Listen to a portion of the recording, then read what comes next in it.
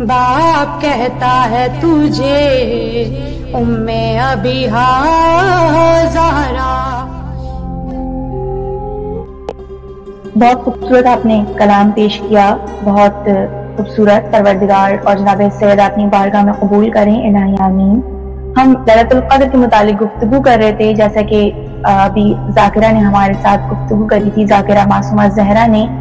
अभी एक और जाकिरा को हम अपने प्रोग्राम में खुशामदीद कहते हैं। जाकिरा कनीस फातिमा हमारे साथ मौजूद हैं और हम आपको अपने प्रोग्राम में खुशामदीद कहते हैं और आपसे ये सवाल करते हैं कि लैलतुल क़द्र के मुतालिक मासूमीन ने क्या फरमाया। परवरदिगार आलम ने कुरान मजीद में हमें बता दिया शब क़द्र, लैलतुल क़द्र की जो अहमियत है, जो फजीलत है, लेकिन मासूमीन अलैहिस्सलाम ने लैलतुल क़द्र के मुतालिक क्या फरमाया, उनके क्या कौल है, क्या इरशादात है, इस पे थोड़ी रोशनी डालें। बिस्मिल्लाहिर्रहमानिर्रहीम। अल्लाहुम्मा सल्ली अला मुहम्मद व आले मुहम्मद वअज्जिल फरजहुम अजमाइन। तमाम मोमिनीन और मोमिनात को मेरी जानिब से तोहफ़ा याद मदद। मौजूद सामाईन, परवरदिगार आलम कुरान में इरशाद फरमाता है कि लैलतुल क़द्र वो रात है जो कि तुलूए सुबह तक सलामती वाली होती है।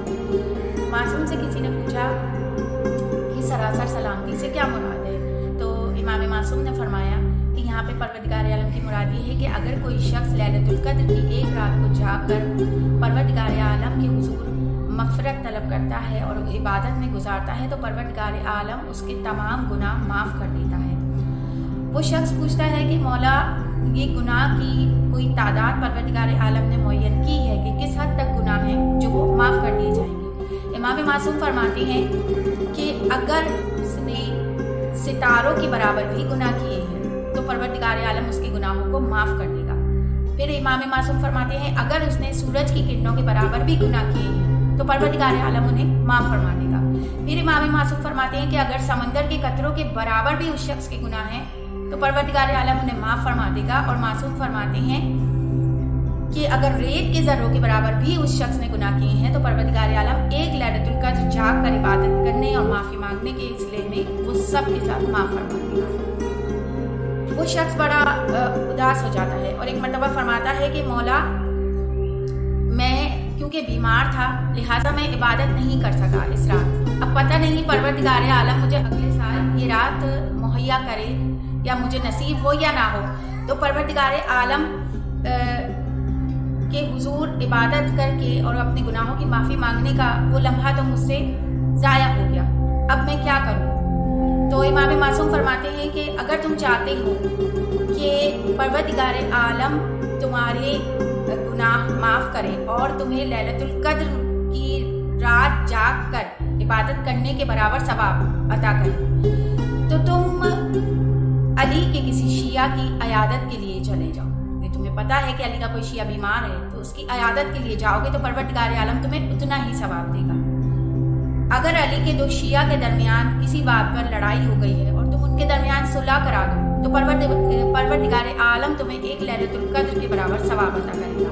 अगर अली का कोई शिया मर गया है और तुम जाकर उसे कांधा दो तो परवरदिगार आलम तुम्हें एक लैलतुल क़द्र जाग कर इबादत करने के बराबर सवाब देगा। और आगे मासूम फरमाते हैं कि अगर तुमसे ये सब भी नहीं हो सका तो सुनो, लैलतुल क़द्र परवरदिगार आलम ने कुरान में जिससे कहा है वो मेरी जद्दा बीबी फातिमा ज़हरा सलामुल्लाह अलैहा सय्यदतुन निसाइल आलमीन है।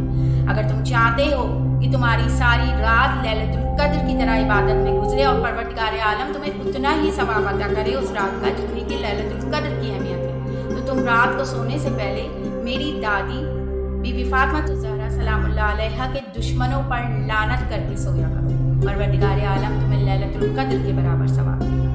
अल्लाहुम्मा सल्ली अला मुहम्मद व आले मुहम्मद वअज्जिल